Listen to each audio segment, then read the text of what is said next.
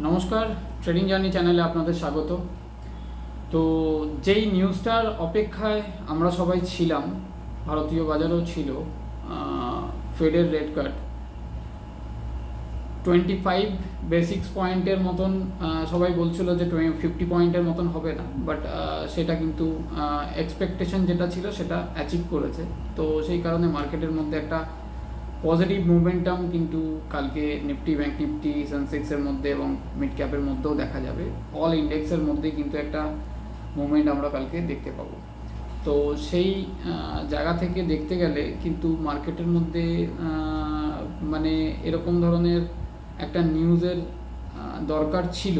এবার দেখা যাক আগামীকাল বাজারের মধ্যে সেরকম ধরনের স্টকের ভেতরে যেরকম মুভমেন্ট মানে নেই বলতে গেলে, কালকে মার্কেটের মধ্যে কি মুভমেন্ট থাকে এবং কি সিচুয়েশন মার্কেট ক্রিয়েট করবে। তো আসুন দেখে নেব আজকের। যদি দেখি যে আজকে কিন্তু যদি আপনি স্টকেজ ডাটা দেখেন একটুখানি, স্টকেজ ডাটার মধ্যে জাস্ট আজকে চার্ট অ্যানালাইজ করছি না, পুরোপুরি কালকের মার্কেট নিউজ বেস মার্কেট হবে। তো স্টকেজ ডাটার মধ্যে যদি দেখেন এফআইডিআই এর অ্যাক্টিভিটি, তো আজকে এফআই এবং ডিআই দুজনেই কিন্তু বাইং পজিশনে আছে ক্যাশে। এফআই এর বাইং আছে 1153 কোটি এবং ডিআই এর বাইং আছে 152 কোটি। ইন্ডেক্স ফিউচারে এফআই এর বাইং আছে 1418 কোটি, আর স্টক ফিউচারেও কিন্তু এফআই এর বাইং আছে 2162 কোটি। সো আর ইন্ডিয়া ভিক্সের মধ্যে পজিশন হচ্ছে 13.37, মানে কালকের মার্কেট কিন্তু বিশাল ভলেটাইল হতে চলেছে। বোথ সাইড মুভমেন্ট পাওয়া যাবে এবং মার্কেটের ভিউ কিন্তু লং সাইডেরই থাকবে। আমি যেটা আগামী প্রত্যেক দিনের ভিডিওতেই বলে আসছি।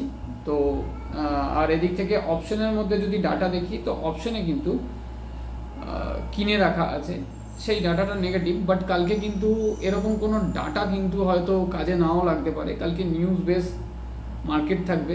কালকে মার্কেটের মধ্যে একটা বড় মোমেন্টাম কিন্তু আমরা এক্সপেক্ট করছি মার্কেটে। আর এদিক থেকে যদি নিফটির মধ্যে পজিশন দেখি, তো নিফটির মধ্যে পজিশন হচ্ছে ক্লোজিং নিফটির আছে আজকে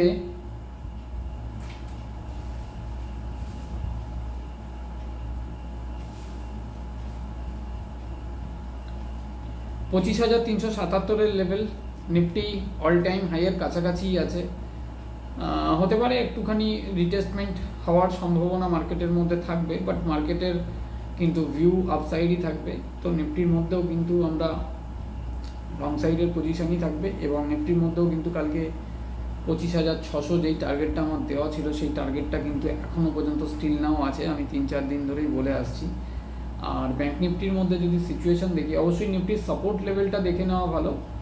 25,250, 25,300 এই জোনটা একটা সাপোর্ট জোন আছে। তারপরের জোন হচ্ছে 25,100 এবং 25,000-এর লেভেল আমাদের কিন্তু স্ট্রং সাপোর্ট আছে। ব্যাঙ্ক নিফটির মধ্যে যদি আমরা দেখে নিই যে ব্যাঙ্ক নিফটির মধ্যে সিনারিও কী আছে, তো আমি কালকের ভিডিওতেও বলেছিলাম যে আজকে মার্কেটে কিন্তু ব্যাঙ্ক নিফটি লিড করবে। তো সেম সিচুয়েশন ব্যাঙ্ক নিফটির মধ্যেও কিন্তু আজকে আমরা দেখতে পেয়েছি। ব্যাঙ্ক নিফটি কিন্তু যেরকম মোমেন্টাম দিয়েছে এবং ব্যাঙ্ক নিফটি কিন্তু একটা পজিটিভে কিন্তু ক্লোজিং দিয়েছে। আর মার্কেট কিন্তু যেই লেভেলে ক্লোজিং দিয়েছে সেটা হচ্ছে 52,750। আজকে কিন্তু আমার ওই টার্গেট 52,800 টার্গেট অ্যাচিভ হয়ে গেছে। আমি গ্রুপেও নোটিফিকেশন দিয়েছিলাম, মানে মেসেজ করেছিলাম গ্রুপের মধ্যে যে 52,800 যেই টার্গেটটা দিয়েছিলাম সেই টার্গেট কিন্তু অ্যাচিভ করেছে এবং 52,950-55 লেভেল থেকে কিন্তু মার্কেট একটা রিজেকশন ফেস করেছে।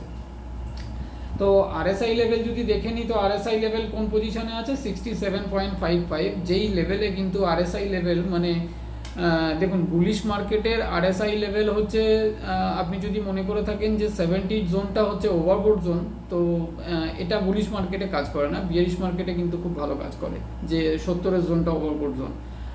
বাট বুলিশ মার্কেটে এরকম ধরনের হয় যে 75-এর জোন থেকেও 85-এর মানে ক্লাউড জোনে পর্যন্ত যাওয়ার মতন প্রবাবিলিটি কিন্তু থাকে। কোনো কোনো স্টকের মধ্যে এরকম ধরনেরও মোমেন্টাম পাওয়া যায় এবং 65 থেকে 70-এর মধ্যে কিন্তু ইনস্টিটিউশনাল বায়ারের একটা বড় বাইং কিন্তু ওই লেভেলে কিন্তু কন্ট্রিবিউট হয় মার্কেটের মধ্যে, আমরা দেখেছি।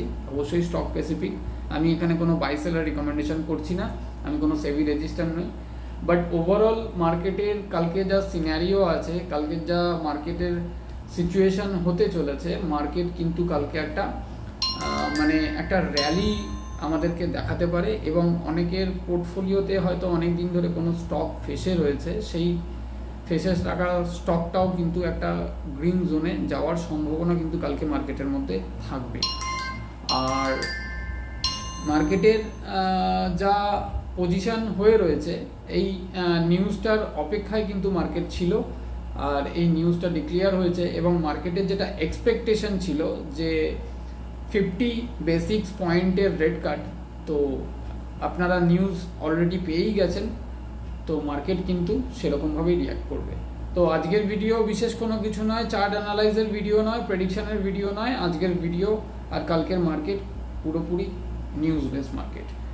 তো এনজয় ইয়োর ডে, ধন্যবাদ।